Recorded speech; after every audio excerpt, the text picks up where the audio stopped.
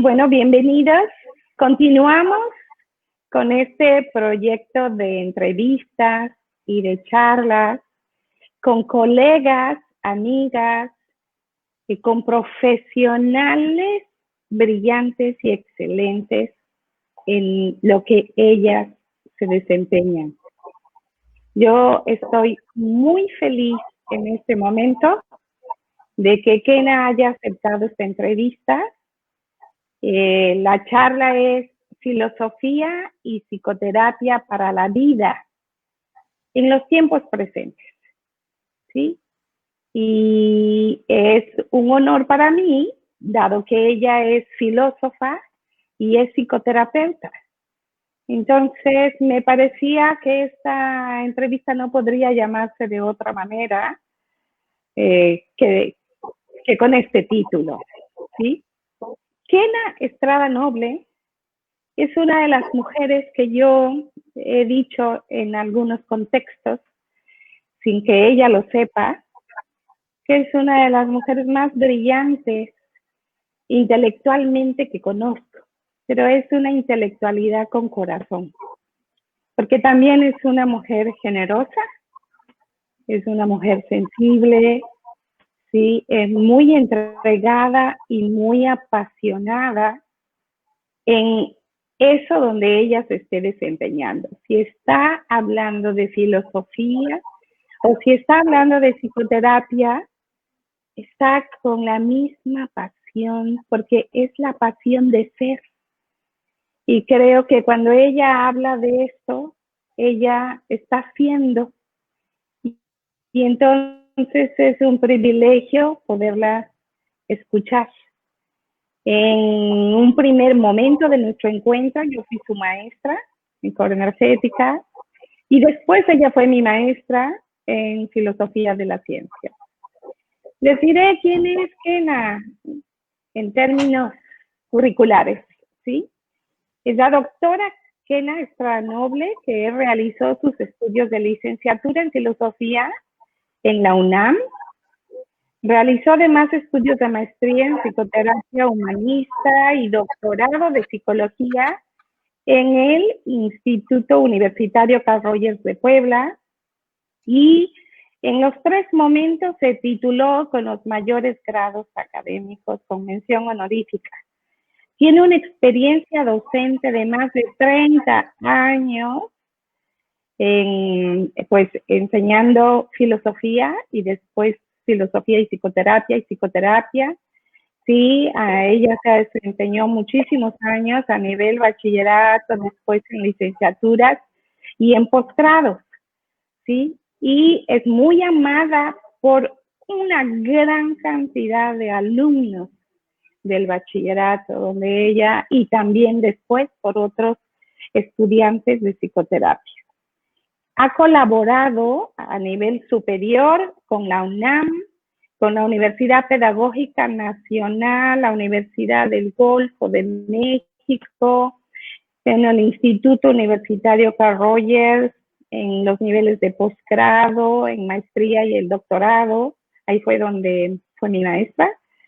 Y colaboró en la fundación del Centro de Derechos Humanos Miguel Agustín Pro Juárez AC y ha publicado material didáctico para educación popular en temas de derechos humanos y de equidad de género. Actualmente se encuentra colaborando en la Universidad Iberoamericana Santa Fe en educación continua y en el Instituto EGECORE, nuestro instituto, como docente y coordinadora. Y en el ámbito de la psicoterapia se desempeña con una excelencia, con una ética y con una entrega inmejorable. ¿Cómo estás, Kena? Bienvenida a esta entrevista, a esta charla. Ay, pues muy sensibilizada, Mirna, muchas gracias. Ay, pues muy, muy bello todo lo que me dices, todo lo que les dices a los demás de mí, me siento muy conmovida y muy contenta. Muchas gracias, pues además muy honrada, me siento muy honrada de estar aquí contigo, de que me hayas elegido para estar aquí contigo, de verdad. Pues has tenido invitadas de primer nivel y entonces, bueno, estar aquí me siento así como un pavo real. Muchas gracias. La verdad es que me siento muy contenta. Muchas, muchas gracias. Y el tema, filosofía y psicoterapia para la vida. Yo reflexionaba un poco sobre el tema y pensaba, no creo que haya un filósofo a lo largo de todos los años, de todos los siglos, donde han existido filósofos, que estos no hayan tenido una vida personal intensa y profunda, que se hayan permitido la autoobservación, la introspección, la reflexión, el llevar a cabo conclusiones importantes de lo que les ocurría a sí mismos en relación al mundo que en ese momento era como era.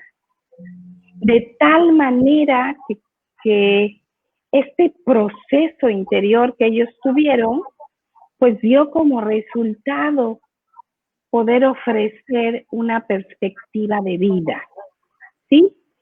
Y al mismo tiempo pensaba, ¿cuántos psicoterapeutas, cuántas personas que se dedican a la psicoterapia han hecho un proceso tan profundo al principio para poder autoconocerse, para poder sanar heridas, para poder sanar y reconciliarse con su pasado, para poder entrar en contacto con sus recursos y para poder llegar a resignificar la vida de otra manera. Y entonces, como un resultado natural, llegar a desarrollar una filosofía de vida. Creo que tenemos muchos métodos de psicoterapia y casi todos, de alguna manera, han desarrollado una filosofía para vivir. Estamos hablando como la psicoterapia gestal o las constelaciones familiares, la psicoterapia corporal y otras tantas, ¿sí? Entonces, el resultado es finalmente lograr una sabiduría para estar en la vida, ¿no? Aquí Kena es experta en filosofía y me gustaría que nos compartiera qué fue lo que la llevó a estudiar filosofía. Ok.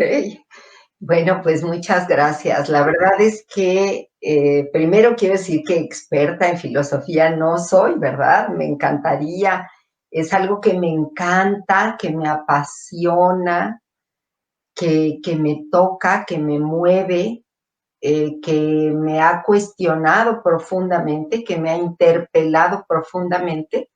Pero bueno, pues tampoco he sido así una filósofa académica tan seria y tan profunda como otros muchos filósofos a los que admiro y quiero mucho, ¿verdad? Entonces, bueno, pues primero yo amo la filosofía, me encanta, me apasiona, no soy así de esos filósofos académicos de investigación, ¿verdad? Que han dedicado su vida a eso,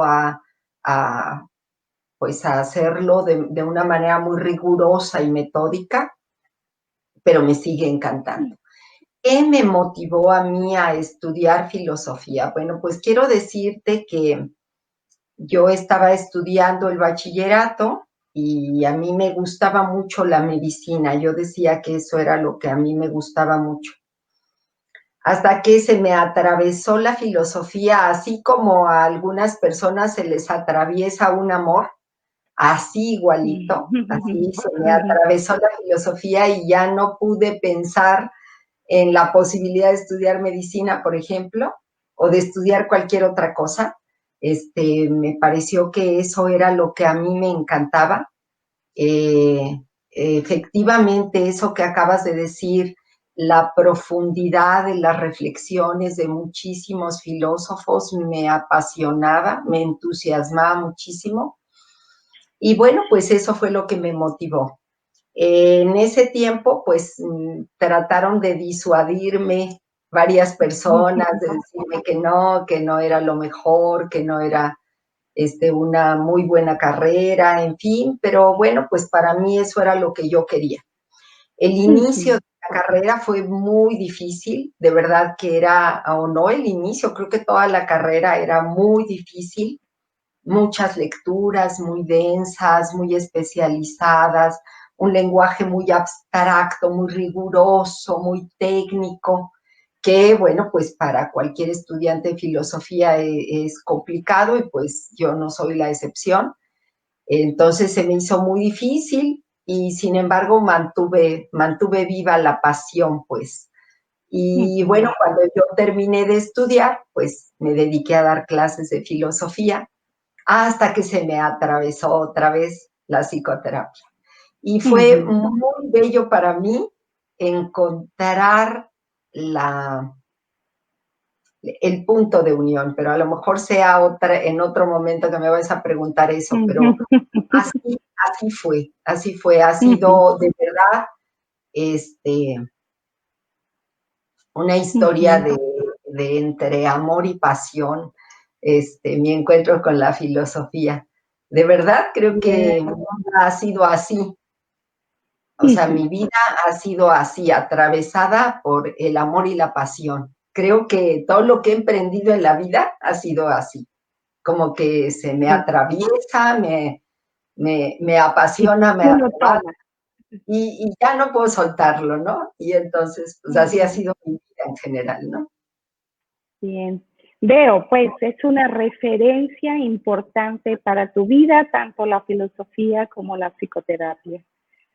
¿Y qué es la filosofía, Kena?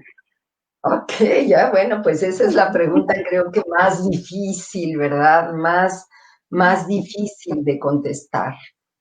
Me parece que contestarla en unas cuantas preguntas siempre hace que al definirla, automáticamente la ciñamos y por lo tanto, damos profundidad. Ya termina no siendo lo que se define, ¿verdad? Aristóteles dijo que la filosofía era la ciencia de las causas últimas de las cosas. Y entonces, bueno, pues sería una reflexión de todas las cosas, desde sus causas hasta sus consecuencias. Entonces es como un saber completamente totalitario, ¿verdad? Martin Heidegger, que es otro que me encanta, hizo una conferencia en la que tituló eso, ¿qué es filosofía? Pues, y en esa conferencia va él desmenuzando qué es la filosofía. Y él plantea que es un camino en el que nos interpelamos a nosotros mismos. Y nos preguntamos, pues, desde el qué de las cosas, nos preguntamos, sé que desde esa manera es una manera que nos han heredado los griegos de preguntarnos en la vida por el qué de las cosas y por interpelar nuestra existencia con el ser de las cosas. Y bueno, pues entonces sí, justo es como este cuestionamiento, esta búsqueda de la verdad a través de nosotros mismos como existentes en relación con el todo, con la totalidad. Entonces, por eso es pues una reflexión profunda. Y bueno, aquí podría decir, ¿verdad?, que todo el mundo considera que es como algo que solamente hacen los académicos, los filósofos académicos, pero en realidad no, esa interpelación es algo que nos hacemos cotidianamente todos los días. A lo mejor sin tanto vigor, sin tanto método, pero bueno, yo lo que podría decir es que a lo mejor no vinimos a muchas cosas a la vida, pero sí vinimos a filosofar. De hecho, filosofamos todo el tiempo, en todo momento. Toda nuestra existencia es eso, una interpelación, una búsqueda, una reflexión, que nos lleva a cuestionarnos sobre cada uno de los aspectos de nuestra vida. Entonces, bueno, podría decir que eso, que es esa búsqueda incesante de la verdad desde una visión del mundo, pues, donde es y una entonces, misma y una visión de todo cuanto hay. Sí, y que ha existido a lo largo de todos los tiempos y como en todas las culturas, ¿no? De tal manera que hay una filosofía occidental y hay una filosofía oriental y al final están tratando de responder las preguntas de quiénes somos, ¿no? ¿Qué hacemos aquí o para qué estamos aquí? Pues en esta búsqueda de la verdad, donde la verdad también es difícil de definir. Claro, ¿Verdad? exacto. Sí, así es. Y bueno, lo que a mí me encanta en la filosofía es que la filosofía es un tipo de búsqueda de la verdad donde cada pregunta, o sea, donde se cuestiona, se pregunta, pero donde la respuesta no cancela la pregunta. Es decir, donde no hay contestaciones últimas. Es decir, donde alguien se contesta de alguna manera, se interpela o se pregunta de una manera, pero su respuesta no se queda como la última. Y a diferencia de la ciencia, que sí plantea verdades más o menos absolutas, la filosofía no. La filosofía es ese continuo preguntarse del ser humano donde las respuestas serán siempre válidas y al mismo tiempo siempre abiertas las respuestas para que cada quien se dé sus propias respuestas. Y eso me encanta. Un ser siendo, ¿no? Un ser siendo a cada momento de la vida, ¿no? En donde nos sorprende la vida con diferentes eventos y donde nos podemos estar preguntando, ¿qué hago aquí? ¿Cómo es que llegué aquí? ¿No? ¿Para qué estoy aquí? ¿Cómo es que llegué a esta relación? ¿Qué significa para mí encontrarme con este otro? ¿No? Como estar pues despiertos, ¿no? Es una invitación a estar despiertos en este fluir de la vida, ¿no? Así es. Martin Heidegger dice que de alguna manera la filosofía se accede en un temple del ánimo, es decir, como en una actitud de vida. Y esa actitud de vida, dice, es el asombro, la duda. Y en ese asombrarme, maravillarme y al mismo tiempo cuestionarme, preguntarme, no quedarme con lo aparente, sino ir más allá, está esta búsqueda incesante. Y entonces es como en la psicoterapia, ¿no? Porque finalmente a mí me parece que están tan fusionadas, ¿no?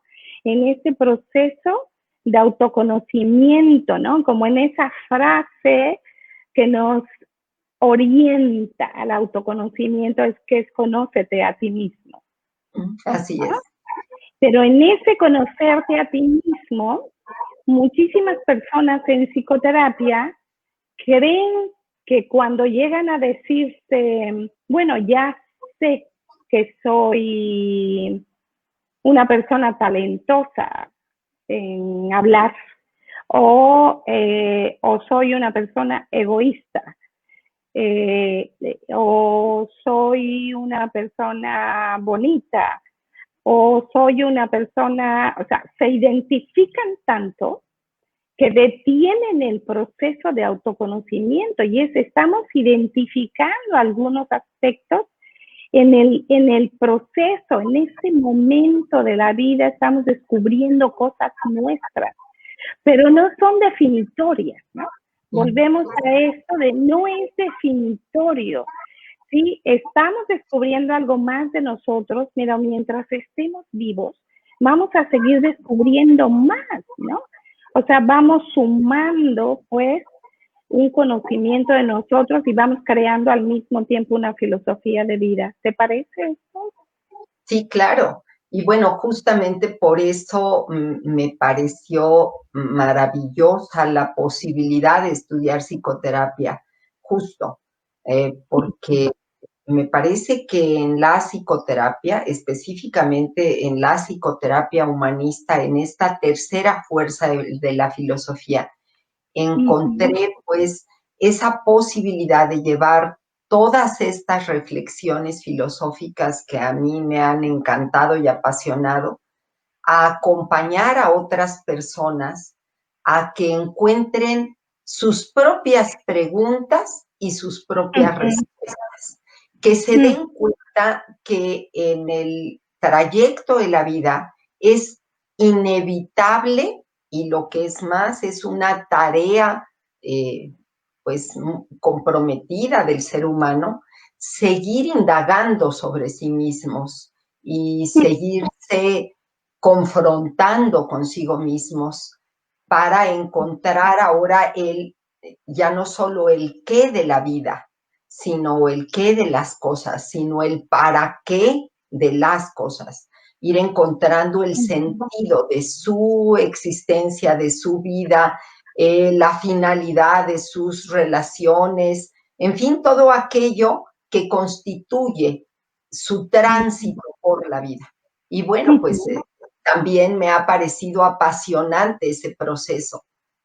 Claro, y no se necesita saber leer ni escribir, solo se necesita estar vivos, ser un ser humano que piensa, sí, que está de pronto detenido en un instante de su vida, en un contexto, en un tiempo, y que inevitablemente se va a preguntar, ¿para qué estoy aquí?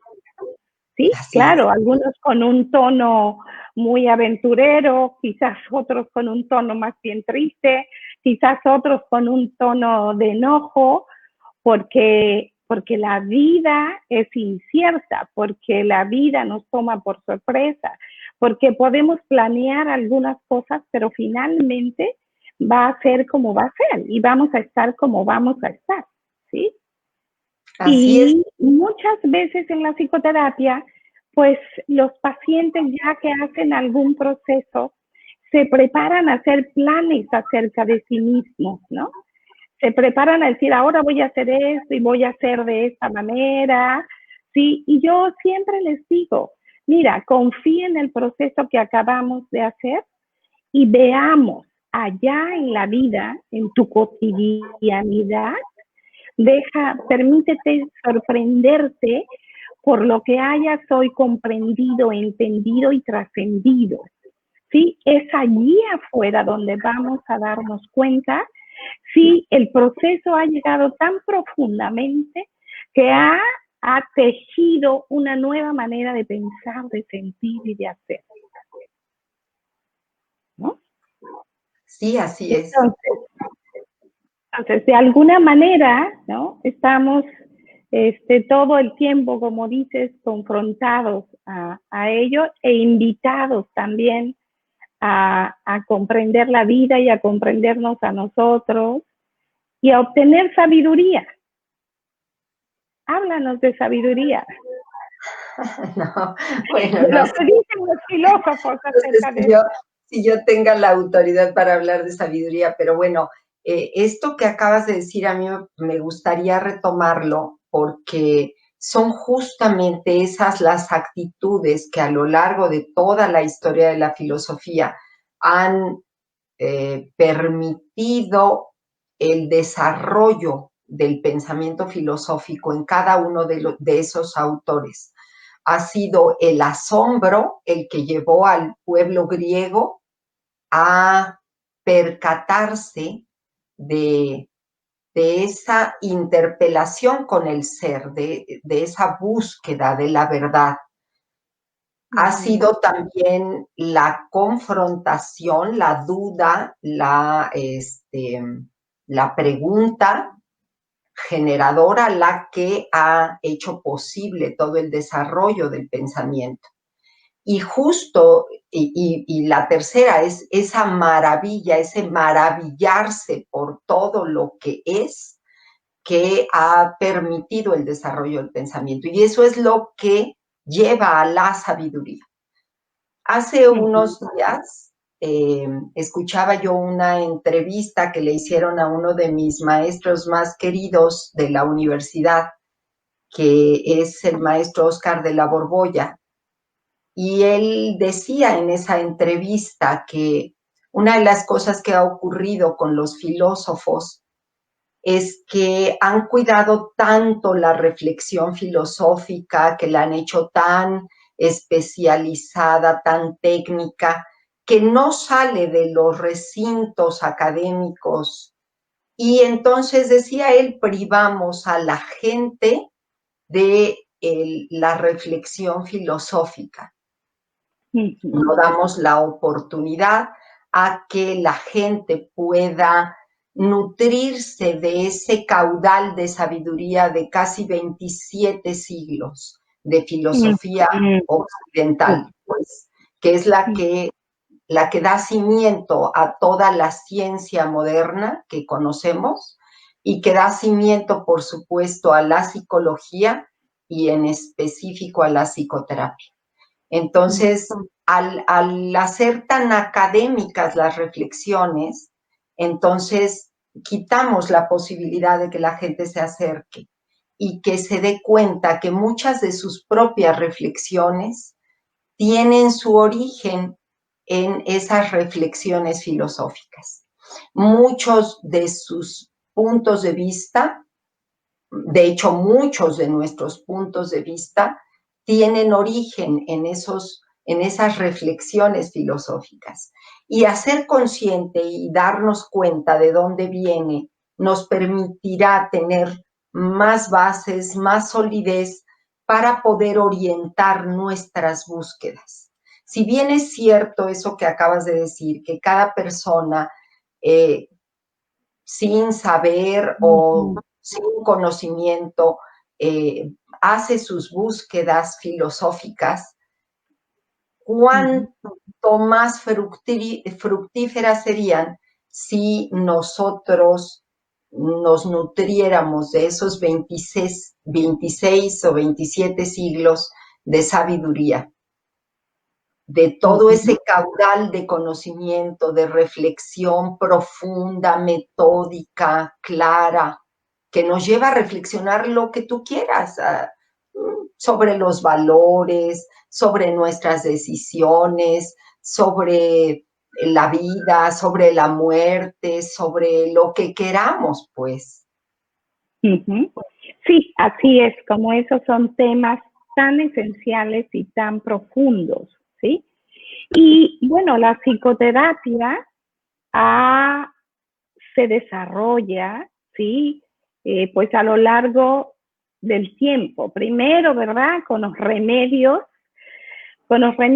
que todas las comunidades trataban de obtener. ¿Para qué? Pues para poder sanar, para poder curar, para poder trascender el sufrimiento, ¿no? Y cómo después ya se fueron desarrollando ciertos tipos de curas hasta que el psicoanálisis llegó y hasta que se fueron desarrollando otras metodologías terapéuticas, ¿no? Como el conductismo, como la tercera fuerza, como la corriente transpersonal, las psicoterapias corporales, las terapias sistémicas, con la intención de poder ayudar a los individuos, a las parejas, a las familias y a los grupos a trascender, a entender y a trascender el sufrimiento, ¿no? Como en esta búsqueda de bienestar, de armonía en sí mismos y entre los demás.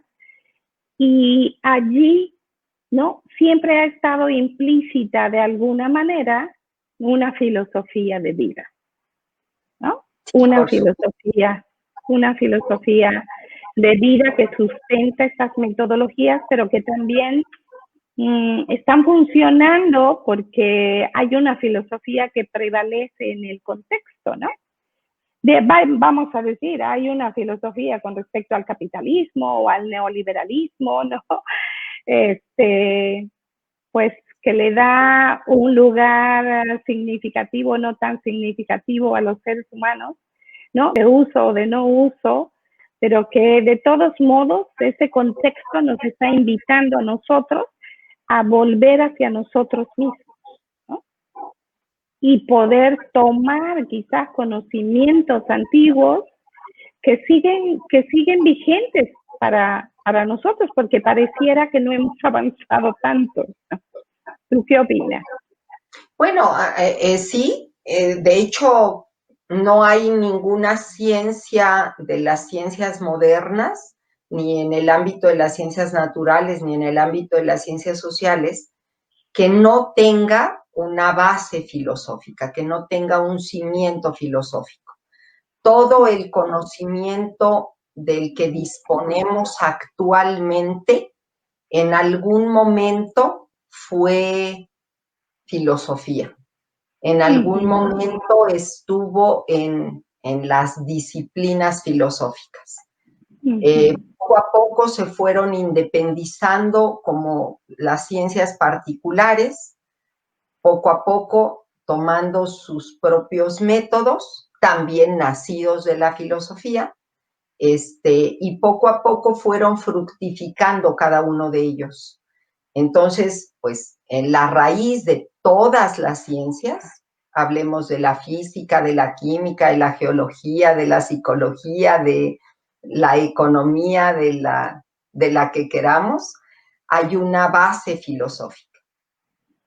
Y bueno, la psicología es una ciencia, como ciencia independiente, pues en realidad muy nuevecita. Pues tiene cuando mucho, un poquito más de 100 años, ¿no? Un poquito más de 100 años, estamos hablando como de unos 120, 130 años, y entonces, por lo tanto, tiene un tinte todavía más filosófico, todavía más. Y si vamos ahora al caso de la psicoterapia, todavía tiene un tinte mucho más filosófico, porque la psicoterapia como tal, pues tiene mucho menos, mucho menos antigüedad. Y entonces, bueno, pues sí encontramos además que todas las problemáticas humanas han sido reflexionadas por los filósofos a lo largo de la historia, tanto filósofos muy remotos como los griegos, como los medievales, los modernos, los posmodernos, hasta los filósofos de nuestros días. Porque también creemos, o mucha gente cree, que filósofos hubieron allá en Roma, en Grecia, en Roma, y que ahí se extinguieron, ¿no? Y hay filósofos actuales de gran relevancia que siguen con sus perspectivas nutriendo enormemente la ciencia actual, ¿no? Y entonces sí, pues podemos encontrar eso. Y ahora creo que lo muy interesante es que la filosofía nos invita como a no pensar lo que todos piensan, sino a pensar por nosotros mismos, a cuestionarnos, a maravillarnos, a mirar desde una perspectiva distinta y en ese sentido, pues como a vivirnos de una manera más auténtica. Claro, y ese es un buen sustento, como decías, de las psicoterapias humanistas, ¿no? Y también, bueno, hay un sustento filosófico, bueno, de las filosofías vitalistas para las psicoterapias corporales, ¿no? Pues hay diferentes tipos de filósofos, ¿no? Perspectivas de pensamientos filosóficos relacionados con la religión, solamente filosóficos o relacionados con otras tradiciones, ¿no? en donde pueden sustentar diferentes metodologías para poder acompañar a las personas en su proceso. Y esto que tú decías, pues es lo que hacemos en el proceso de psicoterapia, sobre todo las psicoterapias centradas en el desarrollo de la conciencia, ¿no? La conexión con tu propio potencial, la actualización de tu propio potencial, como el estar en ese constante despertar y poder integrar muchos aspectos de tu vida, pues para pensar por ti mismo, ¿no? Para poder sentir lo que realmente sientes y actuar asertivamente. ¿Qué significa actuar asertivamente? Pues actuar con las fuerzas vitales, con los sentimientos, con el impulso y con la motivación realmente personal, ¿no? Pero no podemos dejar de lado que vivimos en un contexto donde de alguna manera hemos sido sometidos a través de muchos medios, ¿no? Y también nos hemos dejado influenciar por esos medios, digamos que por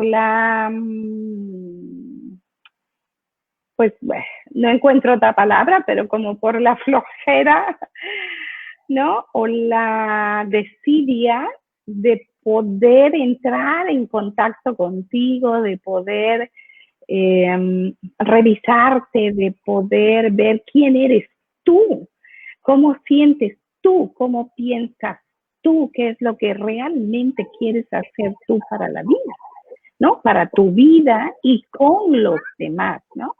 Y habrá filosofías donde no solamente se centra como en este yo, ¿no? De qué es lo que siento y quiero, sino en este yo que forma parte de un todo, de una totalidad, en donde lo que yo haga va a beneficiar o perjudicar a otros y lo que otros hagan también me van a impactar a mí, pero que si me mantengo como muy consciente, introspectivo, reflexivo y atento, ¿no?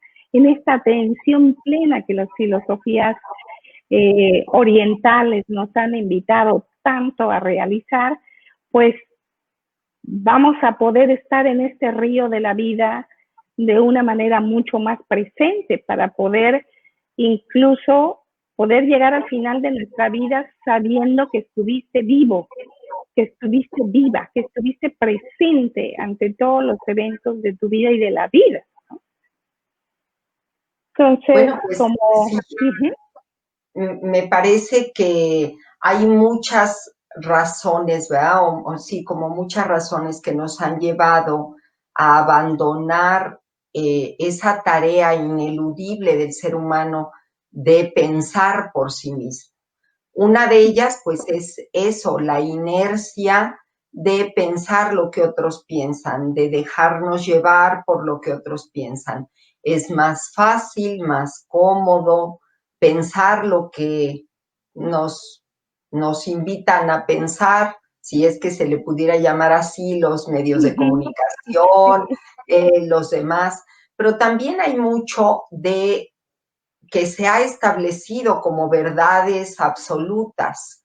Y entonces, bueno, pues lo creemos a pie juntillas. Es así porque así ya se ha establecido, porque así ha estado escrito en un libro, porque así se piensa, porque así lo dicta la cultura, porque así lo dicta la ideología dominante. Y entonces, bueno, pues los demás nos dejamos llevar. Y la filosofía es una invitación a hacerlo de otra manera. Quizá es una invitación a ir en un sentido contrario y a mirar las cosas desde otra perspectiva. Y en esa otra perspectiva encontrar el asombro, maravillarnos de mirar otra cosa que no habíamos visto. Y es justo buena parte de lo que se hace en el trabajo terapéutico. Al mirar desde una perspectiva diferente, eso que siempre estuvo frente a nosotros y que era obvio, comienza a develarse y comenzamos a mirarlo y a encontrar nuevos caminos de solución, de realización, nuevos caminos de conciencia, nuevos caminos de transitar por la vida. Sí. Y bueno, recordaba pues como estar en este cuerpo fenoménico que decía Merleau-Ponty, ¿no? Como tocando, ¿no? Siendo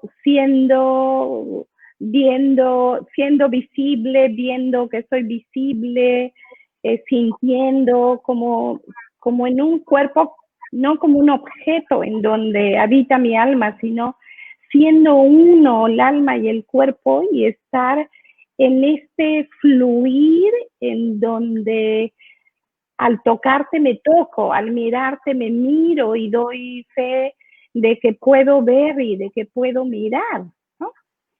Y estaba reflexionando como en el siglo pasado, sobre todo, alguna influencia de Foucault al respecto de que vivíamos en una sociedad como disciplinaria, en donde estaba tan encima el deber, ¿no? Que el trabajo terapéutico nos llevaba a poder ver cuán interiorizado teníamos ese deber que nos impedía el ser, y que hemos trabajado mucho con las personas para apoyarles en el proceso de ser auténticos y descubrir quiénes son realmente, ¿sí? Digo, no es fácil definir qué cosa es esto, ¿no? Y que yo estoy ahora un poco, pues estoy más bien impresionada por un nuevo filósofo, no sé si lo has escuchado, que se llama, ¿qué? Byung-Chul Han, es un coreano, ¿no? Que nos habla de cómo, como ya en este siglo y desde finales del siglo pasado, no es que prevaleciera más como este orden social, ¿no? Que nos somete y nos indica lo que debemos ser, hacer y tener, ¿sí? Sino que hemos entrado en una sociedad de rendimiento, ¿no? En esta sociedad del cansancio, en donde ya no necesitamos que el otro me diga lo que debo hacer, sino que hay un tirano y un esclavo en mi interior, en donde siendo tan emprendedor y persiguiendo el éxito y persiguiendo altos rendimientos, ¿sí? No hay tiempo para descansar, no hay tiempo para sentir, ¿no? El eros se escapa, no hay espacio pues para el placer, y ya no hay ese otro a quien acusar por no poder ser, sino porque yo ya tengo como muy interiorizado ese tirano, ¿no? Así es. Sí, bueno, pues creo que podríamos así encontrar como en cada una de las propuestas terapéuticas hay, te decía hace un rato, una base filosófica. Solamente Schopenhauer pudo iluminar, por ejemplo, a Freud para diseñar toda la teoría libidinal. O sea, el concepto de voluntad en Schopenhauer es esencial para entender toda la cuestión libidinal. Sería como impensable poderse plantear este tema del deber ser sin Foucault. Sería de verdad absolutamente impensable poderse plantear toda la Gestalt sin el existencialismo. Sería impensable plantearse la teoría corporal sin Schopenhauer y sin Nietzsche, y así sucesivamente, ¿no? Así es, sin duda que es desde esa luz que es posible plantearse una nueva perspectiva, en este caso terapéutica.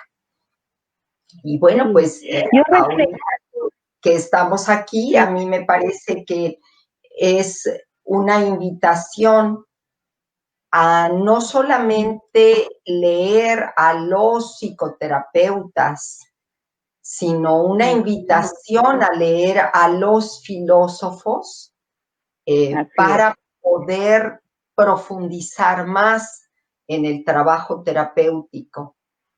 Y incluso para poder hacer propuestas terapéuticas novedosas.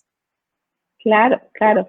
Y bueno, hablabas de Schopenhauer y pues es de los pocos occidentales que en su momento hablaban o trajeron un poco de la filosofía de Lao Tse, ¿no? Acerca del Tao Te Ching y de este asunto de ser, pero también como unido con el todo y poder describir los claros y los oscuros de la vida, ¿no?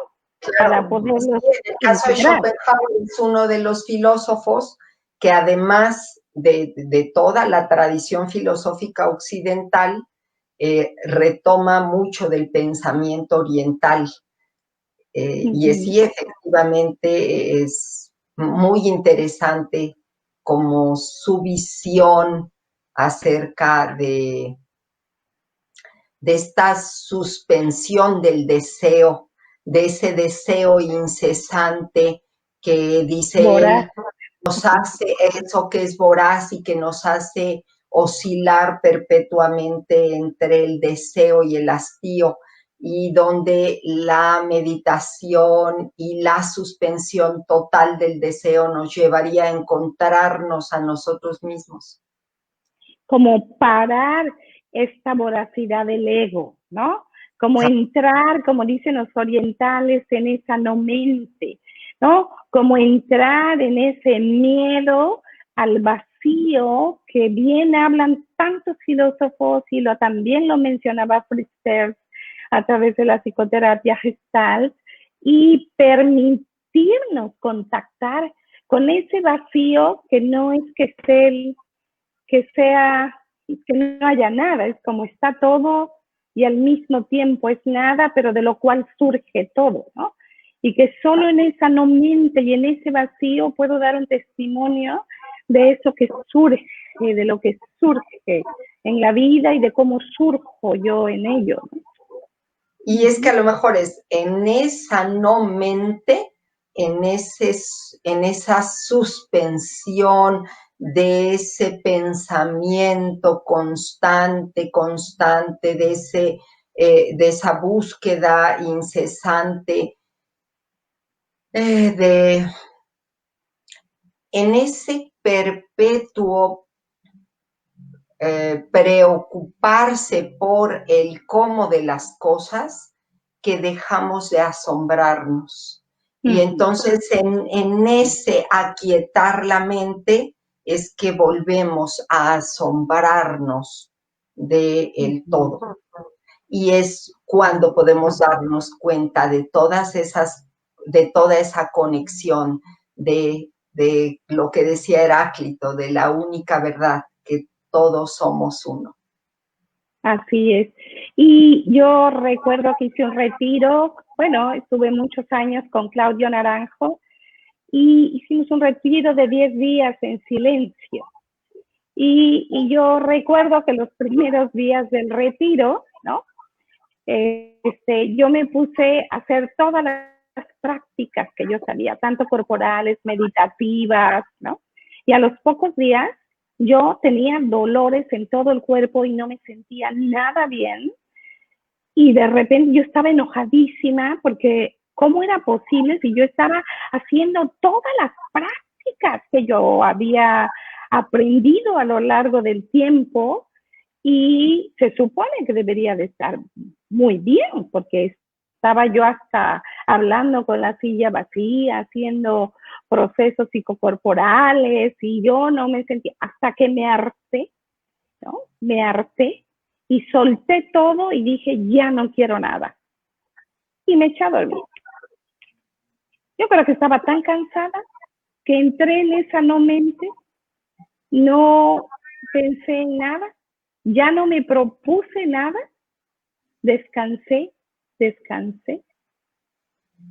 y de pronto descubrí lo que era el vacío. Bueno, es una experiencia que recuerdo profundamente de poder estar en esa contemplación de lo que iba realmente emergiendo y sorprendiéndome como gratamente, como difícil de definir lo grato. Era algo grato, pero que no puedo definir, pero que me dio respuestas muy profundas para mi vida. Entonces, yo pienso en este confinamiento en el que hemos estado, ¿no?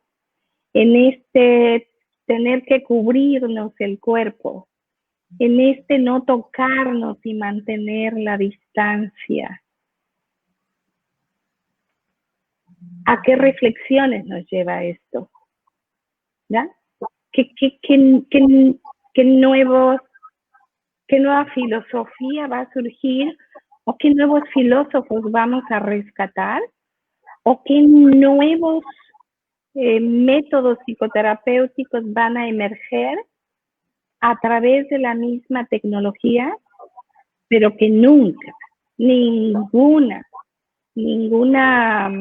terapia a través de este medio virtual va a lograr lo que es el contacto de presencia a presencia, ¿no? Lo que realmente el contacto humano, estando allí, dándole lugar a todo nuestro cuerpo, nuestra corporalidad y poder escuchar de viva voz la voz del otro y que el otro nos escuche, ¿verdad? Claro, y bueno, también que en la medida en la que vamos quitando, que esta pandemia nos ha quitado toda esa inercia, todas esas cosas que llenaban nuestra vida, pero que no eran nuestra vida, que nos mantenían ocupados, estresados, preocupados, angustiados, deseantes, anhelantes, y todo eso se suspende, cansados, agotados, agobiados, y cuando todo eso se detiene, entonces nos quedamos solo con nosotros mismos. Y en ese quedarnos con nosotros mismos comenzarán esas preguntas que son preguntas incesantes. Y nos encontraremos con esa interpelación del ser. Y de bueno, nuestro ser y estar en este mundo. Así es. Y algo surgirá, y espero que sea para que la humanidad dé un salto. Pues sí, digo, la vida siempre se mueve, ¿no? Puedo imaginar todos los saltos evolutivos que hemos tenido a lo largo de todos los tiempos. Y pues creo que seguimos en el río de la vida con ciertas novedades, ¿verdad? Que no son locales, que ya no son locales, que son del orden de toda la humanidad, que es global, ¿verdad?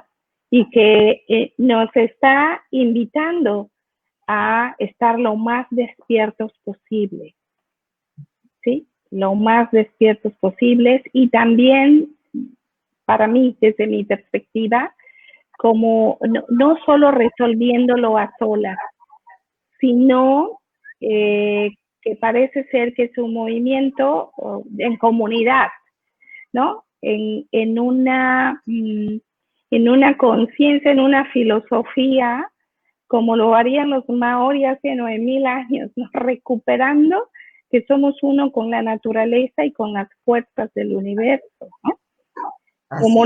Como seguramente lo dirían muchos filósofos, ¿no? Así es, sí. Que llegaban a esas conclusiones. ¿Tú qué? Y creo que a veces la vida nos plantea estos retos justo para que nos planteemos otra manera de reflexionar y de habitarnos y de habitar en este planeta, en esta existencia. Sí, sí.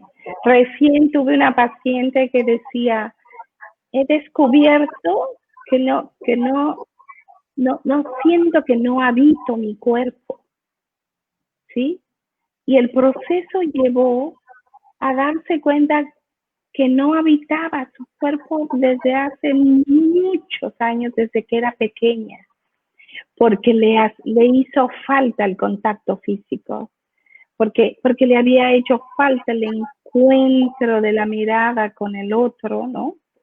De crear el vínculo que le dijera que existía, ¿no? O sea, qué importante que todos estemos sabiendo que yo puedo dañar, pero también puedo beneficiar, que puedo lastimar, pero también puedo sanar, ¿no? Con mi presencia, con mi mirada, con mi voz, con mi palabra, y mi palabra bastará, ¿no? Y tu palabra bastará para sanar mi alma, y posiblemente mi palabra podrá salvar o sanar a alguien momentáneamente.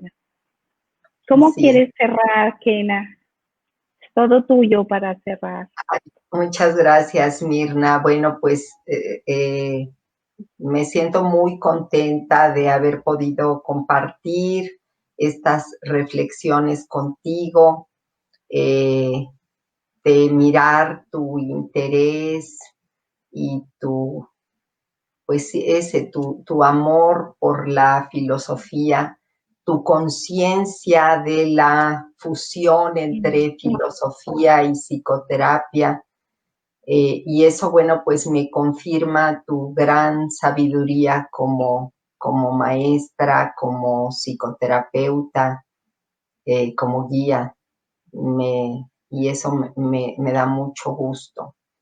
Y bueno, pues, cómo me gustaría cerrar esto con una invitación a todos a adentrarse al mundo de la filosofía y a abrevarse de todo el caudal de sabiduría, de conocimiento, de preguntas, de indagaciones que la filosofía nos plantea, para desde allí cada quien irse formulando sus propias respuestas, ir haciendo sus propias búsquedas e ir encontrando nuevas preguntas que abran la posibilidad de seguir transitando con verdad, con autenticidad, con pasión y con entrega este pequeño tránsito que constituye nuestra existencia. Y pues, muchas gracias. Y bueno, a mí me gustaría cerrar diciéndoles que todo esto que acaba de decir Kena, justamente la psicoterapia, ¿no? Que las dos profesamos también con mucho amor y mucha pasión, y la que profesan muchos otros colegas a través de sus diferentes métodos, puede ayudar a dar en ese proceso de encontrar respuestas dinámicas de la vida, ¿no? Esas respuestas con las que no nos podemos quedar para toda la vida, sino que son dinámicas. Y que a través de un proceso de psicoterapia, al final, tú puedes resumir y encontrar sabiduría para vivir.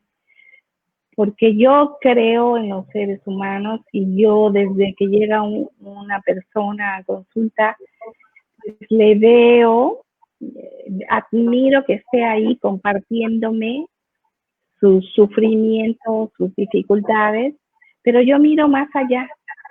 Yo sé que ha resuelto más cosas de las que cree, porque por eso está frente a mí.